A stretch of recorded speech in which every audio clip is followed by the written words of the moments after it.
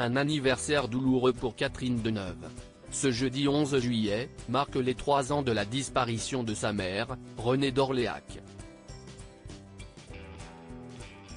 En novembre 2021, lors d'une interview pour Closer, Christian Vadim avait fait des confidences sur sa célèbre famille et notamment sur la mort de sa grand-mère. Cette dernière, alors âgée de 109 ans, était la doyenne mondiale des actrices. Comme il le confie aux médias, c'est sa sœur, Cara Mastroianni et lui-même, qui ont eu la lourde charge d'annoncer la terrible nouvelle à leur mère. C'était compliqué de lui annoncer la disparition de ma grand-mère, révèle l'ex-compagnon de Julia Livage. Avant de se souvenir plus en détail, avec ma sœur, on ne voulait pas qu'elle la prenne par un coup de téléphone ou par les médias. Ce fut un moment terrible. Ma mère rentrait de Cannes avec cette joie d'avoir pu présenter son film, qui avait eu de super critiques. Elle était heureuse. Et on lui annonce la pire des nouvelles. Supérieure à les hommes de la vie de Catherine Deneuve. Catherine Deneuve, pourquoi elle est aussi admirative de sa mère Renée d'Orléac. La disparition de Renée d'Orléac a été un véritable choc pour Catherine Deneuve puisqu'elle a toujours considéré sa mère comme son héroïne.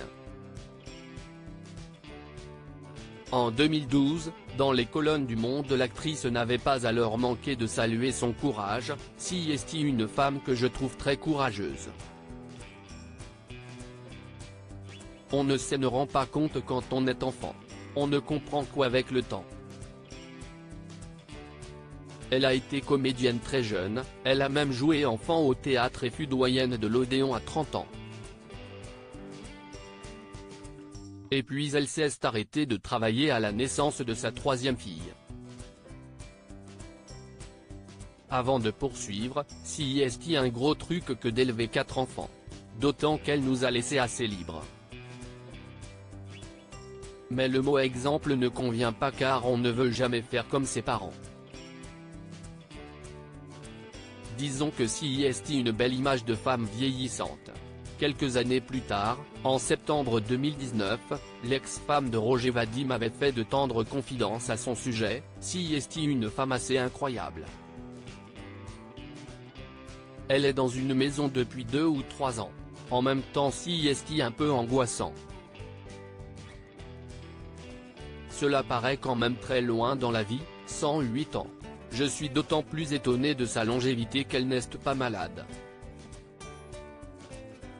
Crédit photo, Véan Ramsamy Christophe Clovis.